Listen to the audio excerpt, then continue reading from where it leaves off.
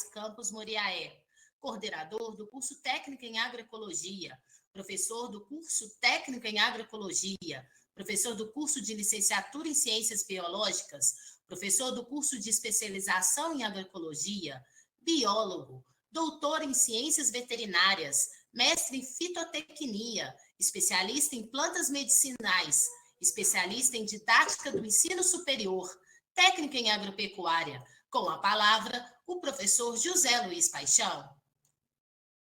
Obrigado a todos. Eu gostaria, nesse momento, de agradecer a participação dos nossos diretores dos campi, de Muriaé, de Barbacena e de Rio Pomba, agradecer a presença do nosso pró-reitor de extensão e também do nosso reitor, professor Charles Okama, que nos brindam, né, com suas presenças e suas palavras nesse evento. Eu gostaria, de início, dizer que, né, como nós estamos no 17º seminário, e pela primeira vez online, nós fizemos 16 seminários, 16 edições desse seminário, de forma presencial. E é um seminário itinerante. E esse seminário ele faz parte de um projeto da UFV, né, capitaneado pelo professor Vicente Casale, que, infelizmente, em função do distanciamento social, ele está impedido de participar conosco nesse momento, por dificuldades técnicas, mas o professor Casale é o mentor desse evento. É um projeto que ele coordena, que é um projeto de divulgação das plantas medicinais e da homeopatia. É um dos projetos, né, que ele coordena nessa área. A primeira edição desse evento ocorreu no município de Muriaé, e depois disso tivemos várias edições no município de Leopoldina, retornamos a Muriaé, tivemos em Ubá, em Rio Pomba mais de uma vez, em Barbacena também já teve uma vez, de forma presencial. O ano passado, a última edição presencial foi em Rio Pomba. Esse ano, então, a primeira edição online sendo em Barbacena, sendo registrada, né, como um evento de extensão do campus Barbacena, mas em parceria com os três campi, né, mais a UFV e a Universidade do Estado de Minas Gerais, no campus de Ubá, representada aqui pela professora Viviane Modesto Arruda. O coordenador geral do evento esse ano é o professor José Emílio Zanzirolani, que é biólogo, professor do Departamento de Ciências Biológicas aqui do campus de Barbacena. Okay? Bom, esse ano, como é a primeira vez que nós estamos realizando esse evento de forma online, e não é só isso, é a primeira vez também que estamos veiculando um evento através da nossa plataforma, né, que é o SIGA-A. E, por ser a primeira vez, nós também apanhamos bastante. Então, tivemos bastante problemas com relação às inscrições, principalmente com relação às inscrições, problemas de recuperação de senha e problemas que, infelizmente, não conseguimos solucionar a tempo. Então, por isso, algumas pessoas estão fazendo a sua inscrição de forma paralela num formulário que nós estamos fornecendo. Então, aqueles que não tiverem condição, sabem de algum companheiro que estão nos assistindo agora, e sabem de algum companheiro que não conseguiu se inscrever no evento ainda, é só fazer contato conosco, com qualquer um dos membros da comissão organizadora, que nós vamos enviar o formulário para que se inscreva, para receber o certificado normalmente. Também faz parte dessa comissão organizadora, além do professor Zé Emílio, eu e a professora Viviane, a professora Elisete, Brasília Elisete, que é diretora de extensão do campus Rio Pomba, e que, nesse momento, né, dessa primeira mesa redonda, ela está monitorando a transmissão pelo YouTube, né, fazendo a retaguarda lá. Qualquer problema que der, ela vai nos comunicar aqui, tá bem? O professor Zé Emílio estará monitorando as perguntas que serão formuladas pelo formulário, como a Lívia já disse, né, que está aí na descrição do vídeo do YouTube, né? Você pode ver que na descrição aí embaixo tem um formulário para perguntas e tem também um formulário para presenças, lista de presenças. Essa lista de presenças ela será habilitada e desabilitada durante o processo de transmissão. Então, vocês fiquem atentos para que assinem a lista de presença quando ela estiver habilitada, ok? Sem mais delongas, eu gostaria de agradecer de uma forma muito especial às pessoas, não vou citar nomes porque eu correria, né, logicamente, o risco de esquecer alguém e eu não posso fazer isso. Mas nós tivemos uma ajuda muito grande do Departamento de Extensão, né, da Diretoria de Extensão do campus Rio Pomba, e aí eu vou citar na pessoa da Vivian, eu gostaria de agradecer a todas as outras pessoas que ajudaram, porque foram mão de obra necessária e, assim, indispensável nesse momento. Sem elas, nós não estaríamos fazendo essa transmissão agora, vocês não estariam assistindo, porque eles realmente foram, assim, providenciais. E também, aqui no campus Barbacena, na pessoa da Lívia, eu gostaria de agradecer a todos os servidores que nos ajudaram, tanto do TI, do setor de comunicação, do setor de extensão, tá? Que estiveram sempre conosco nesse momento, também desembolando, desatando nós, para que nós pudéssemos também colocar o carro nos trilhos e estarmos aqui nesse momento. Tá? E também agradeço a todos os professores e servidores dos 3 campi que estiveram conosco nesse momento. Também não posso deixar de agradecer aos estudantes que fazem parte da comissão, que são monitores ou mediadores dos minicursos, né? Nós estamos oferecendo 15 minicursos nesse evento, minicursos de altíssima qualidade, com instrutores de alto nível, e que nós temos para cada minicurso uma sala de transmissão criada por um monitor ou que seja estudante ou professor de algum dos campi, ou do IF Sudeste, ou da UENG, campus de Ubá. Eu já agradeço a todos eles pela imensurável ajuda que estão nos dando nesse momento. Por extensão, agradeço a todos os instrutores, né, que se dispuseram a ministrar esses minicursos para nós, porque são pessoas, como eu disse, de alto nível, pessoas que ocupam cargos importantes, seja na pesquisa, na docência ou na extensão de alguma instituição importante ou mesmo na iniciativa privada, mas que desempenham atividades importantíssimas no dia a dia e que certamente abriram mão de algum compromisso, de alguma coisa importante que teria para fazer para poder estar conosco durante 2 horas oferecendo esse minicurso, seja na data de hoje, os que ofereceram hoje, ou os que vão oferecer amanhã.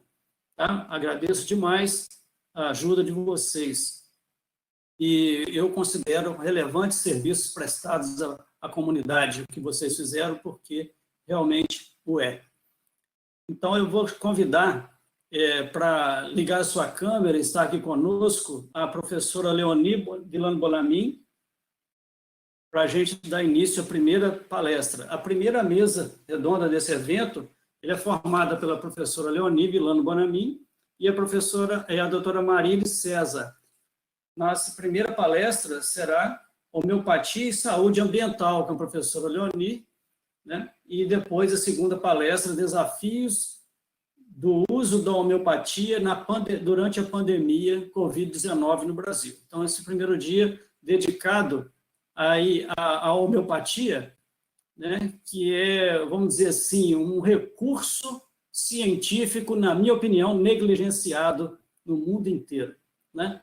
Então, nós, em função do momento de excepcionalidade que nós vivemos, imposto pela pandemia, nós, da comissão organizadora, escolhemos como pano de fundo desse evento, né, a pandemia do Covid-19, para que nós pudéssemos discutir, debater temas que a sociedade muitas vezes não está por dentro, né? No caso da homeopatia, por exemplo, tanto a sua relação com essa pandemia e como ela poderia estar ajudando, né, na resolução de muitos problemas. Bom, doutora Leoni Bolamin Vilano, ela é médica veterinária pela Universidade de São Paulo, formada em 1987, doutora em patologia pela USP em 1995, com estágio sanduíche na Escola de Veterinária de Lyon, na França.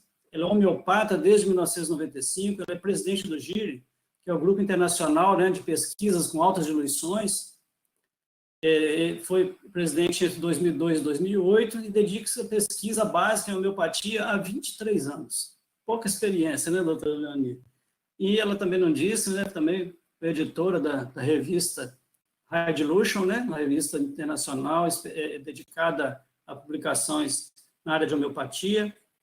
E a doutora Leoni é uma pessoa que vem contribuindo imensamente com as comprovações científicas acerca da homeopatia. Então, vamos dizer assim, cobradas pela comunidade científica, né? Todo mundo fala, a homeopatia é bom, mas não tem comprovação científica, né? A doutora Leoni vem na contramão desse processo, fazendo, quebrando esse paradigma, né? Mostrando que tem comprovação, sim.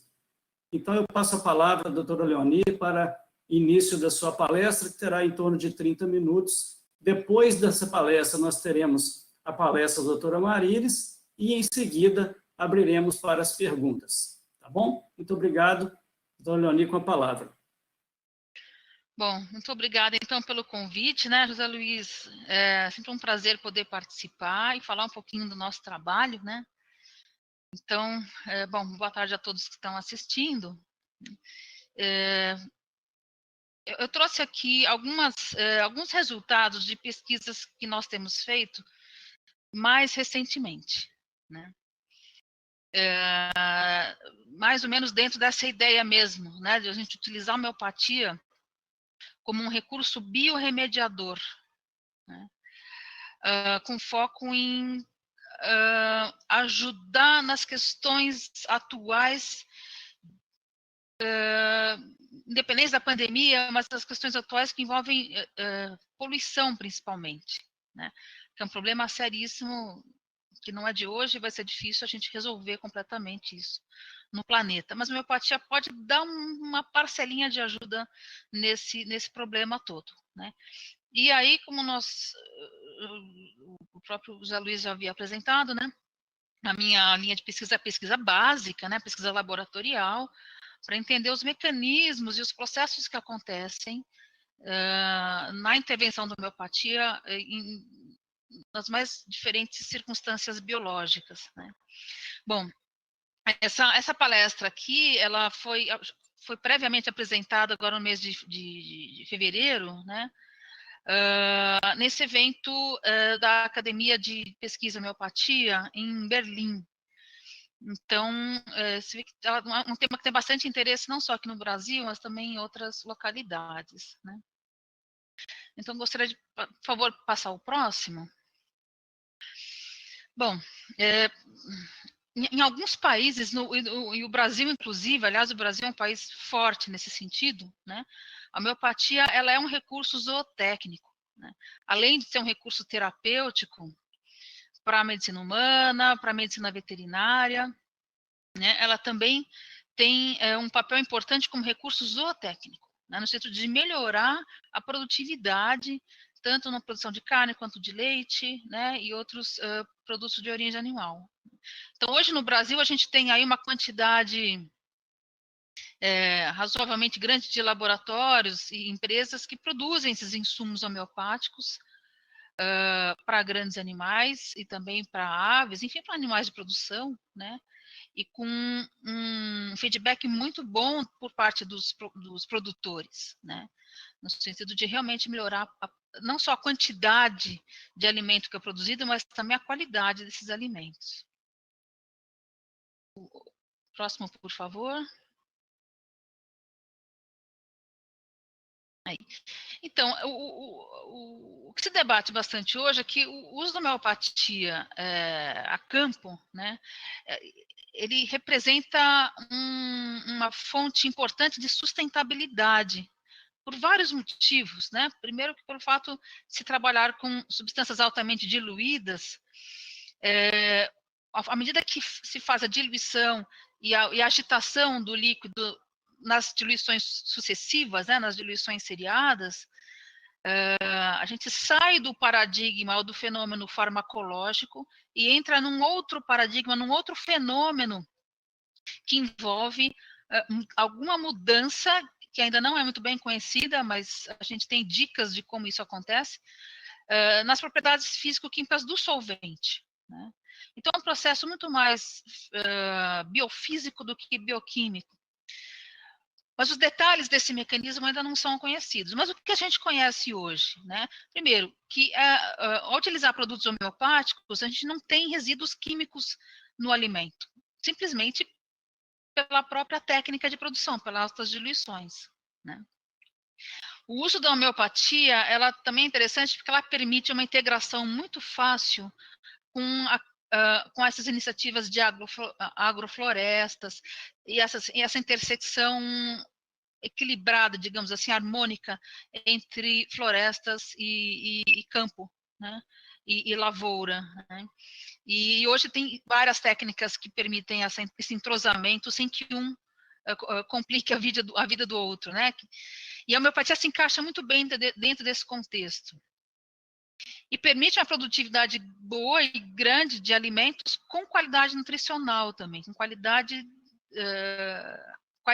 com aumento da qualidade do alimento, né? Tudo isso é muito legal, mas hoje, né, no 2020, ainda são poucas as propriedades que utilizam esse recurso, ele não está totalmente disseminado, ainda falta se conhecer muita coisa a respeito, é tudo muito incipiente, né?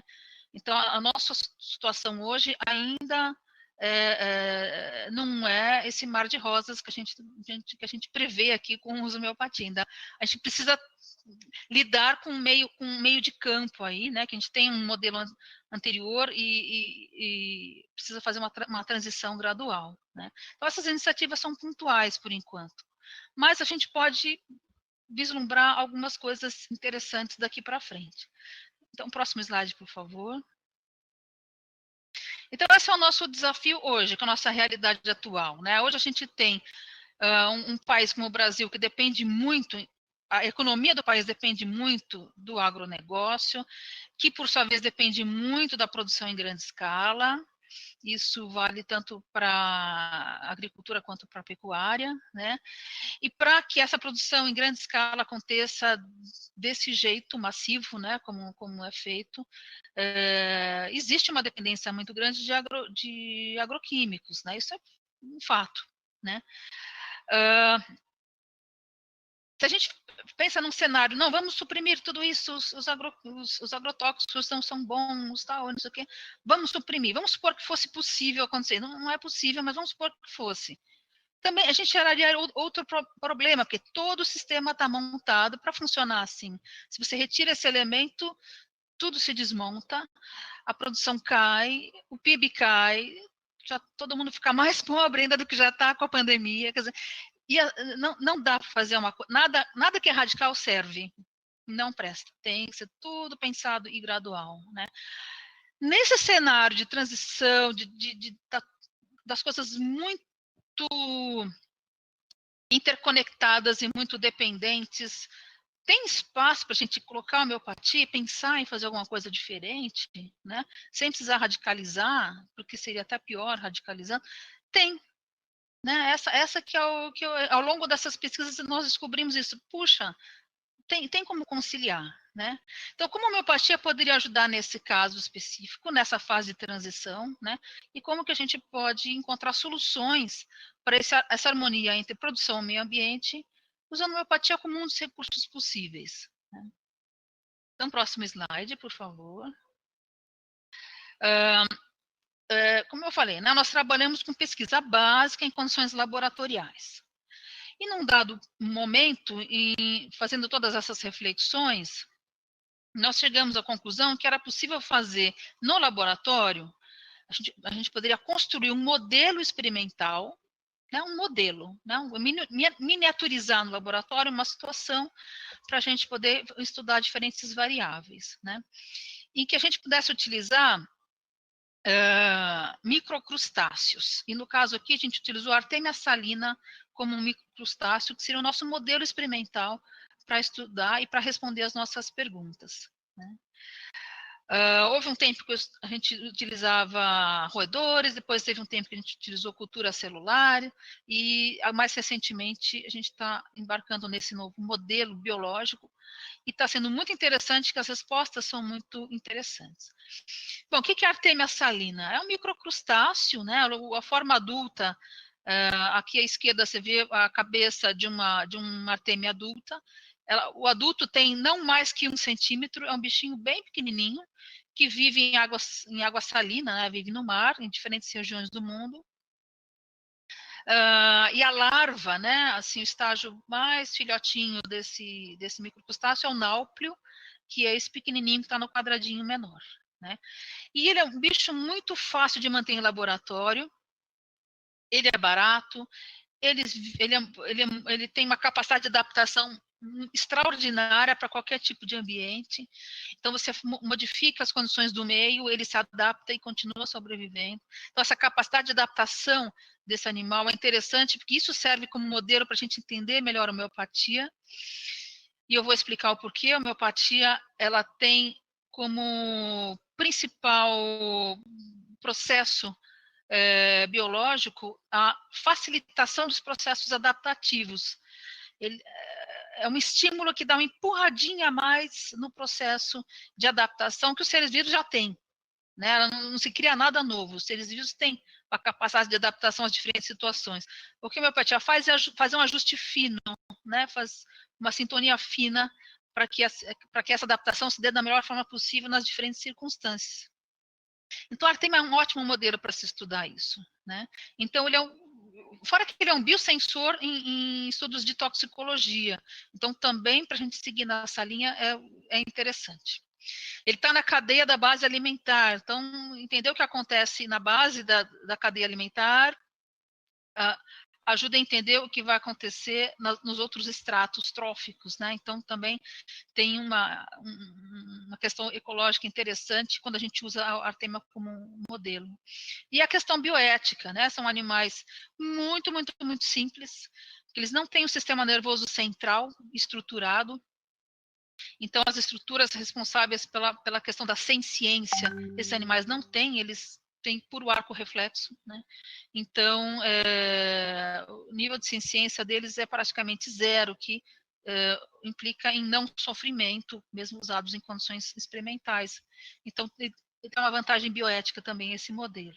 Então, nós escolhemos a Artemia para ser o nosso objeto de estudo, né? Próximo, por favor. Bom, então, a gente tem, vamos apresentar aqui alguns exemplos de estudos que nós temos feitos com a Artemia salina na área de ecotoxicologia, né? Então, a gente tem aqui basicamente 3 pós-graduandas, né, que participaram, cada uma com a sua tese desses estudos e cada uma com um assunto diferente, usando o mesmo modelo. Então, nesse primeiro momento, falar um pouquinho da tese de doutorado da Miriam, né, que é essa moça sorridente que está aí do meu lado na foto, né? A Miriam, ela é de Londrina, né? Ela é do Paraná, e quando nós sentamos para conversar pela primeira vez qual seria o tema de doutorado dela, ela comentou, eu falei um pouco das artêmias, tal, ela comentou, puxa, no Paraná se usa muito o glifosato, né? Que é sempre um defensivo agrícola cheio de polêmica em volta, né? E se a gente estudasse isso? Falar, vamos ver, né? Vamos tentar. Então, nós utilizamos o glifosato como um elemento para desafiar as artêmias, no sentido de induzir alguma toxicidade e ver quais os efeitos que a gente poderia ter do tratamento concomitante com os isoterápicos, que são produtos homeopáticos preparados a partir da própria substância causadora das lesões.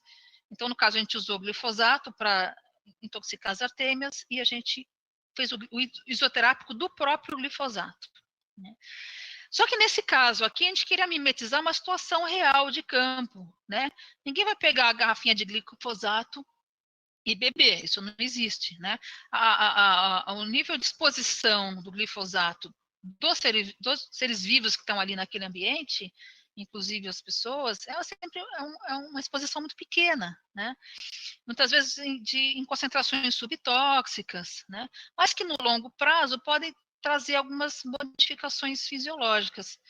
Então, a gente queria trabalhar nesse nível, sabe, assim, de vida real, né, de intoxicação crônica, de pequenas concentrações. Então, escolhemos uma concentração que a gente chama de LC10 ou CL10, que é a concentração letal 10%. Uma concentração que, num teste anterior, a gente viu que ela era capaz de matar 10% dos náuplios, que são aquelas larvinhas. Isso acontece com qualquer substância, tá? O glifosato é o exemplo da Miriam, a gente pode usar qualquer substância e achar o CL10 dessa substância. Qualquer coisa pode ser tóxico, até oxigênio, né? Então, existe uma concentração letal 10%, 50% de oxigênio também, né? Então, não é um problema da substância, mas é um problema de todas as substâncias. Sempre vai ter uma concentração que é capaz de produzir alguma letalidade. No caso, a gente escolheu aquela que produz 10% de letalidade. Importante dizer também que esses estudos foram feitos todos em cego, tá lá blind, né? Foram feitos em cego, ou seja, todas as preparações eram etiquetadas com um código por outra pessoa que não participou do experimento. Lá no final que a gente abriu os códigos, a gente viu o que era o que era homeopatia, o que era controle, né, o grupo placebo. E nós avaliamos o quanto os cistos de artêmia eram capazes de eclodir, produzindo os náupliozinhos, ou as larvinhas, em 48 horas. Depois a gente analisou a morfologia desses náuplios e o comportamento desses náuplios. Essa é a primeira parte da tese da Miriam, que é o que eu vou mostrar aqui. Próxima, por favor. Bom, então, nesse modelo experimental, o que a gente viu? Mostrando um pouquinho mais sobre a eclosão, né?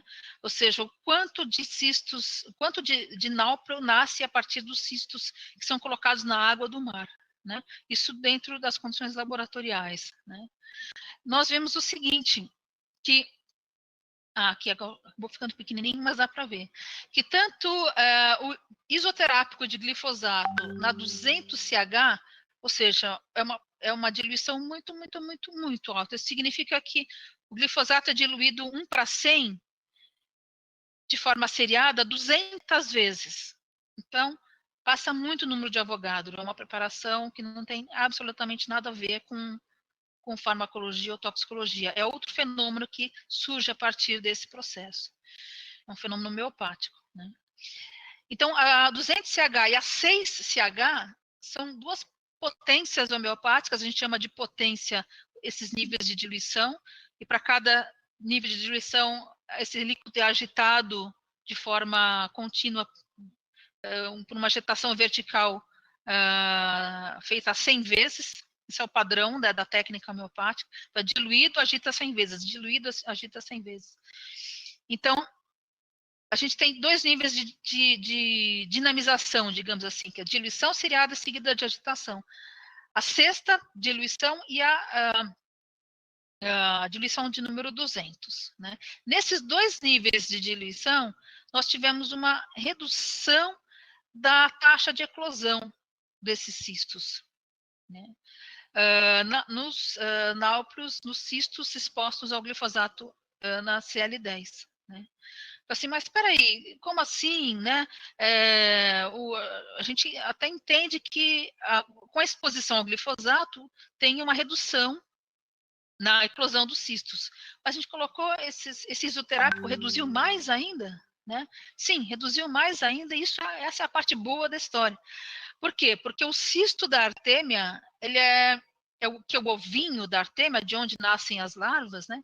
Ele é uma estrutura de proteção da artêmia. Então, ele tem uma estrutura proteica na casquinha desse cisto, que promove uma certa vitrificação. É uma proteína que, desidratada, ela se torna uma espécie de vidro, né? E o embrião lá dentro fica muito protegido. Então, toda vez que esse cisto é colocado num ambiente adverso, ele entra em quiescência e o embrião fica lá quietinho dentro do cisto. Ele só vai eclodir quando a condição ambiental for ideal ou próxima do ideal. Então, o fato do isoterápico inibir mais ainda a eclosão dos cistos significa que alguma informação chega nesse embrião e ele continua quietinho lá dentro dos cistos sem nascer. Quando a condição melhora ambiental, aí ele nasce. né? Então, percebe que a homeopatia ela funciona dessa forma de troca de informações. Por que mecanismo essa informação e como que essa informação chega lá no embrião, isso não é totalmente conhecido. Mas a característica do fenômeno ela é exatamente essa. Isso a gente pode ver em outras situações experimentais e também clínicas, inclusive na clínica humana, né, para tratamento de doenças humanas. Então, isso é um aspecto biológico fundamental e geral dos processos homeopáticos. Facilitar a adaptação do organismo. E aqui foi o que aconteceu, nessas duas potências, 6 e 200 CH. Próximo, por favor. Aqui a gente viu os efeitos sobre a morfologia, né? Então, por exemplo, quando a gente coloca determinada quantidade de cistos para eclodir, às vezes a gente tem aí milhares de cistos eclodindo ao mesmo tempo, dependendo da quantidade que você semeia, digamos assim, na água do mar, né? Os cistos de artêmia, se você compra um pacote, ele é usado para alimento para peixe, para quem mexe com aquário, deve estar acostumado a mexer com artêmia também, né? Então, você compra o cisto, você abre o pacote, ele parece um pó de café, porque ele é tão pequenininho que ele parece um grãozinho de pó de café, né? Então, quando você coloca um tantinho na água e faz ele crescer, claro que aqui em condições controladas, a gente pesou tudo direitinho, para ser tudo muito padrão, né? A gente vê esses náuplios, né, as larvinhas nascerem. Mas uma parte dessas larvas ou não nasce, ou nasce com alguns defeitos, e elas não sobrevivem e acabam morrendo, né? É natural, na população aí de alguns milhares de cistos, alguns náuplios nascerem com defeito. Mas o número de náuplios defeituosos pode variar de acordo com a situação. Então, a gente foi direto nos náupliozinhos intoxicados com glifosato. Nossa, será que ele tem algum efeito teratogênico, né? E que possa levar a alguma malformação desses náuplios? E a resposta é não, né? O glifosato não produziu nenhum tipo de aumento na proporção de náuplios defeituosos. Porém, mesmo assim, o glifosato 6CH e o 30CH, eles aumentaram a proporção de náuplios sadios em relação aos defeituosos, ou seja, diminuiu a proporção de náuplios defeituosos nascidos, o que dá uma ideia de promover uma certa seleção, né, de náuplios que nascem efetivamente a partir desses cistos. Então, você tem uma menor eclosão.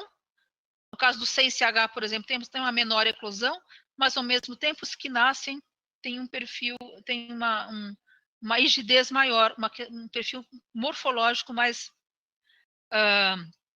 adaptado, mais adequado para sobreviver no ambiente, né? Então, isso é outra coisa interessante. Então, independente da intoxicação, que nesse caso não fez nada mesmo, o glifosato preparado como isoterápico, né, ele, em duas potências diferentes, conseguiu fazer esse efeito seletivo, digamos assim. Então, isso é uma coisa interessante. Pensando no ponto de vista ecológico, isso passa a ser uma ferramenta muito interessante. Próximo, por favor. Esses dados, né, eles são preliminares ainda, né? Então, é importante comentar isso, que a Miriam, o doutorado dela ainda está em curso, né? Ela não defendeu a tese, então ainda tem etapas seguintes que nós estamos estudando. Então, isso é só um primeiro resultado. Mas eu trouxe aqui porque ele realmente é muito interessante, né? Uma outra pós-graduanda, que é a Andrea, né? Esse aqui foi o trabalho de mestrado dela. Ela usou o mesmo modelo com artêmia salina, mas nesse caso nós escolhemos uma substância bem mais tóxica para... Essa sim, realmente é tóxica, né? Para desafiar essas artêmias, né? Que foi o cloreto de mercúrio, né? Só que nesse caso nós sofisticamos um pouquinho mais esse modelo experimental. A gente pensou o seguinte: puxa, a artêmia salina é um bicho marinho, né? E a gente viu na literatura que esses animais marinhos são extremamente sensíveis a variações de fase da Lua. E, de repente, a gente tem que prestar atenção nisso, porque a gente pode estar achando que o efeito é da homeopatia, e, na verdade, é a fase da Lua que está interferindo. Vamos controlar isso também. Então, nesse trabalho da Andréa, a gente também incorporou a observação da fase da Lua para a gente descartar do efeito que a gente viu, o que é a Lua que está interferindo e o que é a homeopatia de verdade, né? Então, próximo, por favor. Bom, então, o cloreto de mercúrio é isso, é um sal, né? Ele é um sal branquinho, como esse que está aí na foto, né? Solúvel, né?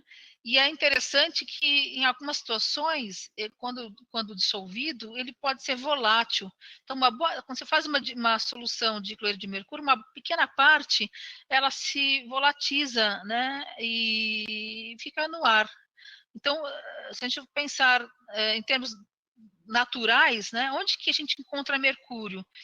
A gente encontra dentro de vulcões, por exemplo, uma grande concentração de mercúrio, né? Ou em artefatos que a gente usa aí como lâmpada, termômetro e tal, né? Mas na natureza o mercúrio se distribui igualmente em diferentes segmentos. Então, a gente tem no solo, bastante dentro dos vulcões, tem na água alguma quantidade, mesmo que muito pequena, mas eventualmente tem, mesmo em condições naturais, dependente de poluição ou não, e tem também no ar, uma pequeníssima quantidade, mas tem. Então, ele é uma substância que está naturalmente dispersa na natureza, né?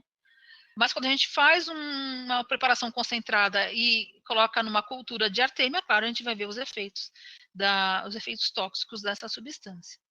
Próximo, por favor.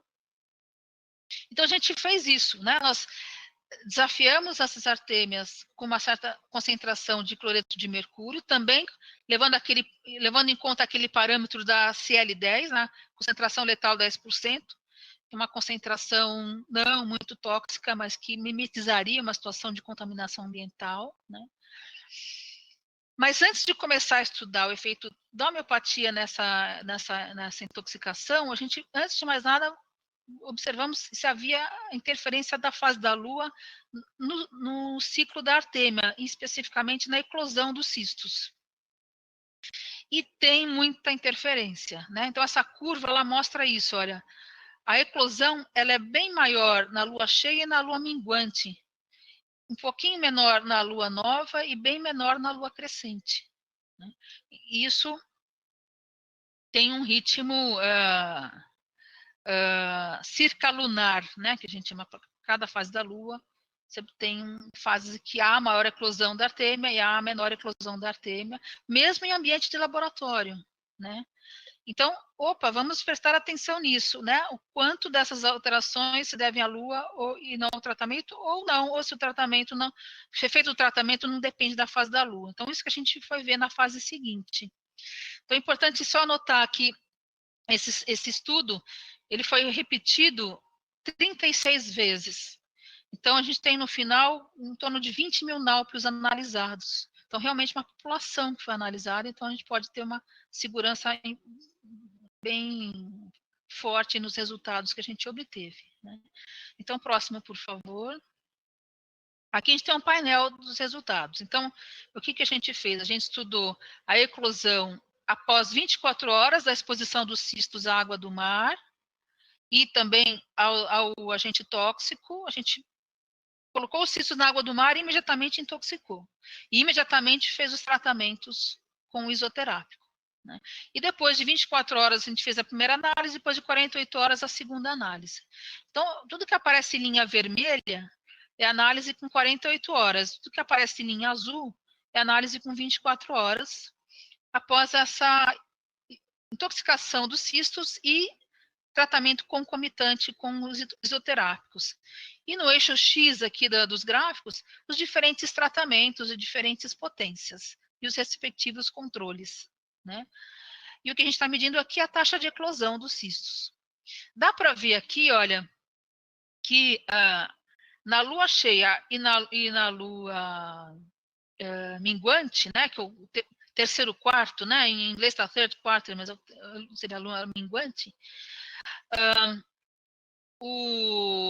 a eclosão desses cistos Nesse primeiro grupo, que está ali, o não desafiado, né? Unchallenged, o não desafiado, ou seja, o grupo que não foi intoxicado, esse que está circundado com uma rodinha, é o grupo não intoxicado. Todos os outros foram intoxicados. O que não foi intoxicado, com 24 horas na lua cheia, praticamente 80% já tinha eclodido. E depois, até o dia seguinte, os outros 20% eclodiram, 100% de eclosão. Né? E essa taxa de eclosão ela vai caindo nos grupos seguintes, que são os grupos intoxicados. Né? Com 24 horas, a gente vê as diferenças mais marcantes dos tratamentos. Então, em todos os grupos intoxicados, alguns tiveram uma redução muito drástica da eclosão, outras um pouco menos. Os que tiveram uma redução mais ou menos da eclosão, que aparece nesse segundo gráfico, são tratados com água e água agitada, submetida à agitação.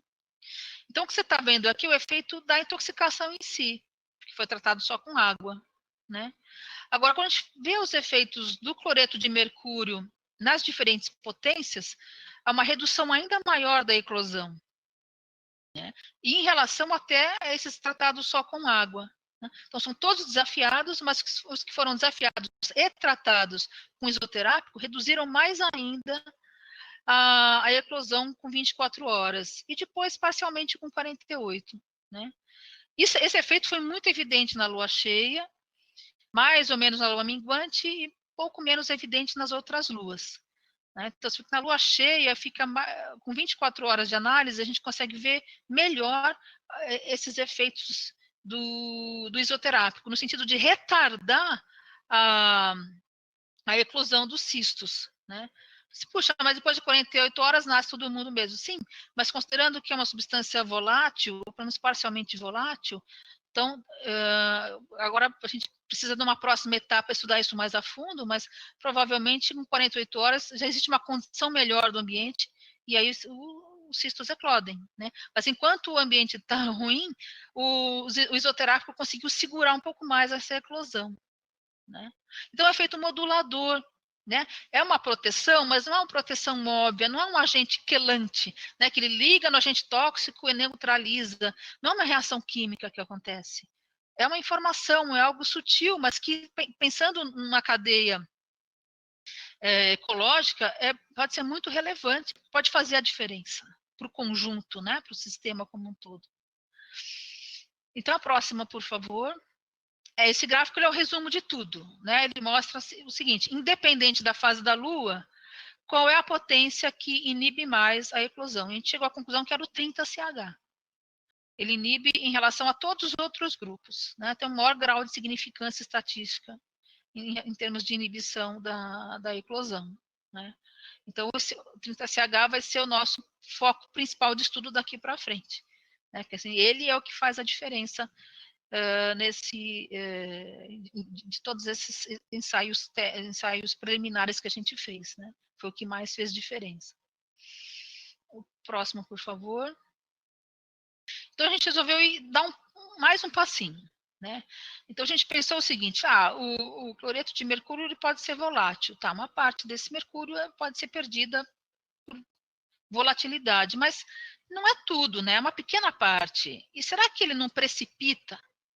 Será que quando a gente coloca o isoterápico, esse mercúrio que está ali, ele não se precipita? Vamos estudar o precipitado. Então, a gente fez o seguinte, a gente pegou aquele material que é água contendo os náuplios, né, as larvas de artêmia, mais levedura, que é o alimento para essas larvas, a gente coloca a levedura na água para elas se alimentarem, né? E esse contexto todo, água do mar, levedura mais náuplio, nós fizemos uma centrifugação. É tudo muito pequenininho, né? Isso é fácil. Põe num tubo e a gente conseguiu centrifugar. No sentido de fazer descer no sedimento tudo que é material biológico, ou seja, náuplio, cisto e levedura, e deixar no sobrenadante a parte líquida, que é a água do mar, contendo cloreto de mercúrio. Então, por centrifugação, nós conseguimos separar o que é material biológico da água. Né? E num segundo momento, a gente pegou essa água do sobrenadante e centrifugou de novo numa velocidade ainda maior, e por mais tempo, para sedimentar qualquer partícula inorgânica que estava em suspensão nessa água, no sentido de tentar localizar se esse mercúrio se precipitou mais ou não. Né? Então, nós fizemos um estudo em microscopia eletrônica de varredura, tanto do sedimento biológico, quanto do sedimento mineral extraído dessa água por centrifugação. Próximo, por favor. A imagem mostra o sedimento da água. Né? E aqui, essa imagem aqui à direita, né? Desculpa, Luiz, volta um pouquinho. Essa imagem aqui à direita mostra a gotinha que a gente colocou do sedimento dessa água centrifugada, mostrando os cristalzinhos. Né? E aqui a gente vai analisar no microscópio eletrônico, acoplado a um sistema que é o EDS, né? Que é um sistema de espectroscopia de dispersão de raio-x que permite identificar exatamente quais elementos químicos estão presentes nesse precipitado. Então, vamos ver o próximo, por favor. Então, aqui a gente analisou as características do precipitado da água, do sedimento mineral, né? E a gente viu, comparando os diferentes tratamentos, que houve uma maior quantidade, uma maior porcentagem de cloro presente nessas partículas e uma menor porcentagem de oxigênio. Né? Nossa, o que isso significa? Mais cloro e menos oxigênio na água, nas partículas que foram precipitadas a partir da água. Vamos entender melhor. Então, a gente resolveu estudar o sedimento orgânico desse centrifugado, que está no próximo slide. Então, aqui, a partir do material orgânico, foi feita a microscopia eletrônica, seguida de EDS. Análise por EDS. Na análise por EDS apareceu o quê? Um aumento discreto, mas significante estatisticamente, um aumento de oxigênio no sedimento orgânico. Então, no sedimento orgânico diminuiu o oxigênio, no precipitado de água aumentou o oxigênio. Então, compostos contendo oxigênio se precipitaram mais e diminuiu, precipitaram menos e aumentou no sedimento orgânico. Por outro lado, aumentou o cloro no sedimento mineral a partir da água. Né? Será que essas duas coisas estão relacionadas? Será que a artêmia consegue trocar um pelo outro? Né? Então, essa ficou sendo a nossa hipótese. Se mostrar o próximo, fica mais claro isso. Então, está aqui, ó, essa imagem é a imagem do sedimento. Né? Então, tem essas bolinhas menores são as leveduras e esse grandão que parece um meio quibe é um cisto. Na verdade, metade do cisto, né? Porque o resto está coberto pela levedura. Esse sedimento orgânico, então, ele acabou mostrando uma maior concentração de oxigênio e menor concentração de cloro e vice-versa com a água. Né? Então, talvez possa estar havendo que é uma troca, né? Porque tanto o oxigênio quanto o cloro têm carga negativa, talvez algumas bombas específicas possam fazer isso, e no caso do náupro, ele tem um órgão capaz de fazer isso, né? Os náupros, eles têm, mesmo as artêmias adultas também têm um determinado órgão próximo à cabeça, né? Que ele é capaz de trocar, fazer essas trocas iônicas para facilitar a sobrevivência da artêmia no meio muito salino, né? Então, ela é capaz de fazer isso. Então, é possível que as próprias artêmias tenham essa capacidade de substituir o oxigênio pelo cloro e, dessa forma, se adaptar melhor naquele ambiente hostil. Então, o significado biológico, se isso é isso mesmo, e se o significado biológico disso, a gente vai ver também nas próximas etapas aí do estudo, né? Isso a gente ainda está por fazer. Mas é um dado interessante. Quer dizer, os mecanismos que a artêmia tem de adaptação, a princípio, eles estão sendo utilizados nesse momento na presença dos isoterápicos. Em especial aqui no 200CH, que é onde esse efeito foi mais evidente. Né? Próximo, por favor. E aí nós damos outro passo além. Né? Então, uma outra pós-graduanda, a doutoranda Ednar Coimbra, né? ela estudou arseniato de sódio. E o arseniato de sódio é mais tóxico ainda do que o cloreto de mercúrio. Assim, olha, com cloreto de mercúrio, as artêmias conseguiram achar uma forma de se adaptar. na presença do isoterápico, se adaptaram melhor à condição hostil do que sem o isoterápico. Mas será que com uma substância mais tóxica ainda, como arsênio, né? Será que isoterápico ainda vai ter algum efeito de proteção aí sobre essas artêmias? Então, isso é um estudo da Edinar. Próximo, por favor. E esse é o gráfico dela principal também, que ela analisou a taxa de eclosão nos diferentes tratamentos. Então, você vê lá, o primeiro grupo, ele não foi desafiado, todos os outros foram desafiados com arseniato de sódio em diferentes concentrações. Aqui ela usou concentrações maiores, não usou o CL10, não. Ela foi até a CL50. Então, ela realmente intoxicou esses animais, né? Os cistos, na verdade, né? Que é onde é colocado o agente tóxico colocado sobre os cistos. Em todos esses animais que foram desafiados, né? Os tratados com água, e principalmente com água succionada, com água submetida à agitação, eles tiveram um aumento da taxa de eclosão, né? O controle tratado com água mostra o efeito do agente tóxico por si só, porque a água é água, né? Então, esse aumento da taxa de eclosão é o efeito do agente tóxico. Então, o arseniato de sódio, de alguma forma, ele entra na parede do cisto e força a eclosão, mesmo no ambiente hostil. E quando você acrescenta a água submetida à agitação, ela força ainda mais esse sinal para nascer, mesmo em condição ambiental hostil.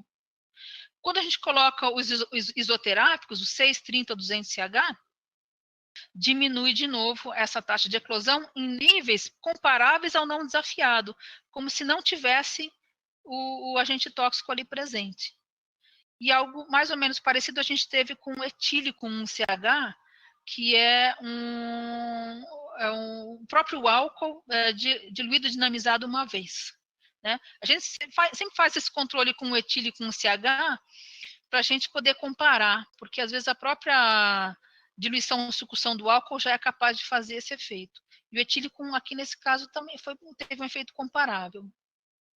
Então, todas as preparações isoterápicas, tanto do arsênico com o arseniato de sódio, 6CH, 30CH, 200CH e o etílico 1CH, foram capazes de retomar padrões de eclosão próximos do não desafiado, né? Ou seja, de neutralizar o efeito tóxico do arseniato de sódio que força a eclosão. E o efeito mais tóxico ainda do arseniato combinado com a água succionada, né? E todas essas preparações são feitas, elas são preparadas, a última diluição, a última potência, em água pura, e depois é feita a sucção. Então, é legal esse gráfico, que ele mostra também o seguinte, se eu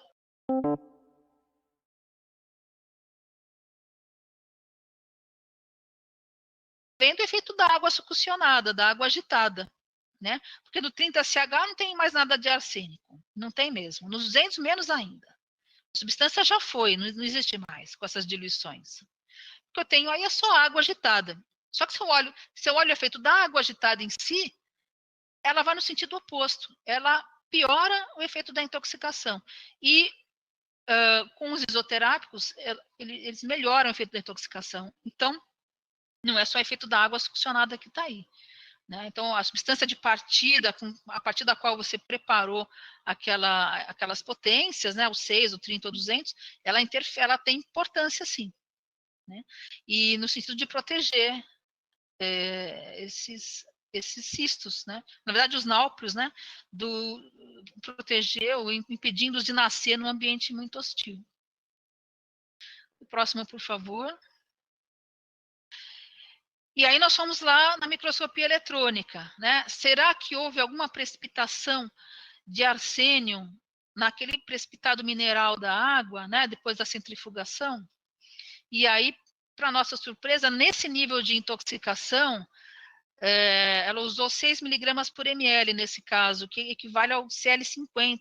Então, é um nível razoavelmente alto de intoxicação. Nesse nível mais alto de intoxicação, a gente conseguiu detectar um aumento de arsênio precipitado no 30CH, na potência 30CH. e ela foi diferente, a gente vê aqui no gráfico, foi diferente estatisticamente das outras preparações. Então, na 30CH, a gente teve o máximo de precipitação do arsênio na água. Então, por um lado, existe essa informação chega no embrião que está dentro do cisto, e isso retarda a eclosão do cisto, e ao mesmo tempo ele facilita a precipitação desse arsênio na água, aliviando, né, digamos assim, a hostilidade do meio e, quem sabe, depois de um tempo, possibilitar o nascimento dos náufragos numa condição melhor. Né? É interessante que é uma ação que é tanto físico-química sobre a própria água, quanto biológica sobre os cistos, isso simultaneamente, né? Favorecendo, criando condições para preservar a vida aí dos náufragos, mesmo num ambiente muito, muito, muito hostil, que é esse nível de intoxicação da água com arseniato de sódio. Né? Próximo, por favor. Então, aqui a gente chega nessa hipótese, né? Então, será que a gente tem dois efeitos simultâneos? Um efeito biológico protetivo, no sentido de segurar um pouco a eclosão dos cistos, e um efeito físico-químico puro, né, sobre a água, facilitando a precipitação do metal, né? Isso foi um primeiro achado, é claro que agora a gente pode explorar mais dessas hipóteses e entender um pouco melhor esse processo.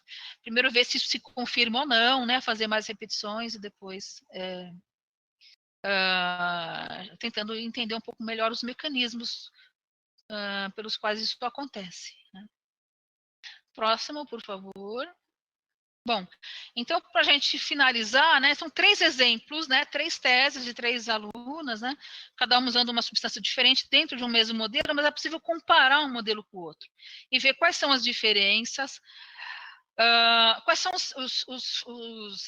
as variáveis ambientais que importam. Então, a fase da Lua importa, mas mesmo na fase da Lua, onde há maior eclosão, a gente vê o efeito melhor ainda do isoterápico. Então, o efeito do isoterápico é uma coisa, o efeito da Lua é outro. E uma coisa não interfere na outra, então, mesmo que na Lua cheia, onde a eclosão é maior, o efeito do isoterápico é perceptível, né? Então, a gente não tem a gente consegue separar as duas coisas e não há uma confusão de conclusões nesse sentido, né? A gente consegue comparar 3 substâncias diferentes, uma muito pouco tóxica, a outra mais ou menos, outra bastante, e nas 3 situações a gente vê esse efeito biológico no sentido de proteger, de guardar, de favorecer o atraso da eclosão dos cistos até que as condições ambientais sejam minimamente adequadas, né, para essa eclosão. Né? Então, pensando nisso, né, talvez essas preparações isoterápicas poderiam ser uma ferramenta. Isso é um estudo muito preliminar ainda, muito, muito, muito preliminar, então tem muita coisa para a gente aprender sobre isso, mas fica aí um convite, né, é uma linha de pesquisa para décadas, né? Quanto esses isoterápicos poderiam ser ferramentas úteis, né, para mitigar, não vai resolver o problema da poluição, mas pode mitigar os efeitos de substâncias tóxicas no ambiente aquático ou mesmo em outros ambientes não aquáticos. Isso vai depender, claro, de estudos futuros, né? Mas fica a dica de, de repente a gente tem uma ferramenta na mão que, como o próprio Zé Luiz falou, a gente está negligenciando isso, a gente não está olhando para isso direito, né? E, de repente, quando a gente investir mais em estudos nesse sentido, a gente pode ter na mão ferramentas para resolver vários problemas nossos do mundo, né? Especialmente problemas ambientais, né? Talvez isso ajude a consertar o planeta, quem sabe, de alguma forma, né? Mas chama atenção, né? A gente tem uma ferramenta que a gente tem que olhar para ela, né? Ela é interessante, né? E seria, então, os isoterápicos uma tecnologia sustentável? Né? Fica aí a pergunta para a gente responder para os próximos anos. Acho que tem mais um slide, Zé Luiz. Uma passadinha. Então, queria agradecer então a atenção de vocês. Sobre a bibliografia, o que eu posso indicar assim de fácil e rápido. Eu tenho um site que eu mesma construí justamente para divulgação científica para grande público, sobre homeopatia e todas as questões envolvendo homeopatia, que é o biodilutions.com. né? E nesse site e também na Amazon, a gente tem um livretinho pequenininho que vocês podem acessar, descobrindo como a homeopatia funciona. Na Amazon está a versão em inglês, no site tem a versão em português, e no site Biodilutions, né? E está ali uma abordagem bem geral sobre pesquisa homeopatia. O que é homeopatia, como é que foram começadas as pesquisas, como é que era 20 anos atrás, como é que é hoje, até onde a gente chegou, o que a gente não sabe ainda, o que a gente já sabe. Então, isso também para uma linguagem bem simples para todo mundo ler, independente da área de formação. Então, fica aí essa dica de literatura, se alguém quiser conhecer um pouquinho mais. Então, acho que é isso, acho que esse era o último. Né? E aí, obviamente, agradecer as instituições, né, que apoiam a pesquisa, então, a Universidade onde eu trabalho, a Unip, a CAPES, que boa parte desses alunos são bolsistas da CAPES, né? E aí é o grupo de pós-graduandos e os professores que nos ajudam também em etapas específicas desses estudos, né? Então, fica em agradecimento às pessoas que participaram. Então, acho que esse realmente é o último slide. É verdade. Então, é isso, gente. Então, muito obrigada pela atenção de todos e obrigada mais uma vez pelo convite. Nós que agradecemos, né, doutora Leoni, por essa brilhante contribuição para o nosso evento, essa sua palestra que realmente demonstra, né, com fatos de que a homeopatia tem algum efeito. Que ela não é simplesmente uma agulha no palheiro, não é uma gota d'água no oceano, e também não são gotinhas de fantasia, como eu já ouvi falar. Então, na verdade, a homeopatia realmente faz efeito. Quando eu ouço a pessoa falar isso, eu falo assim, você quer tomar umas gotinhas e daqui a pouquinho, uns 10 minutos, a gente conversa? Né? Então, as pessoas saem fora. Mas é importante demais esses estudos que você apresentou, porque realmente abre um leque, né, de pesquisa, abre um caminho. E a sua contribuição para a ciência é muito importante. Eu considero que o cientista da pesquisa básica é igual aquele prefeito que constrói esgoto, né? Normalmente ninguém bate palmas, ninguém vê, né? Ninguém vê, não tem placa de inauguração, os artigos são conhecidos só por quem está fazendo pesquisa, né? Não chega lá na fábrica muitas vezes, não chega... E aí, na verdade, tudo que vem depois depende dessa pesquisa, por isso que ela é chamada básica, né? Então, assim, são degraus que vão sendo construídos, né? Onde os cientistas vão podendo subir para construir o degrau seguinte. E é muito importante. Só mostrou hoje para nós aqui, são evidências de que nós temos um caminho, nós temos uma ferramenta a ser pesquisada e que pode ser altamente sustentável, né? Quanto custa um frasco de homeopatia? Quanto custa 1.000 litros de homeopatia? Talvez muito menos do que 1 litro de glifosato. Então, a gente tem realmente que agradecer a sua contribuição, não só para o nosso seminário, para a ciência brasileira e mundial, né? Porque seus estudos realmente a gente reconhece a importância deles para a ciência no momento. E a sua contribuição para a homeopatia, nessa ciência que eu repito, negligenciada, né?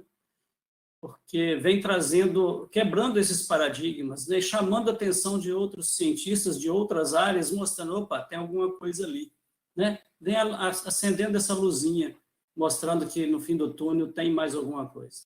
Muito obrigado mais uma vez. Eu convido a senhora para permanecer conosco aqui na sala. Daqui a pouco, após a palestra da doutora Marília, teremos as perguntas, né? Já tem perguntas aqui no chat. Você pode ir lendo se quiser, né, para se preparando. Um abraço. Muito obrigado mais uma vez. Até daqui a pouquinho. Vou fechar aqui.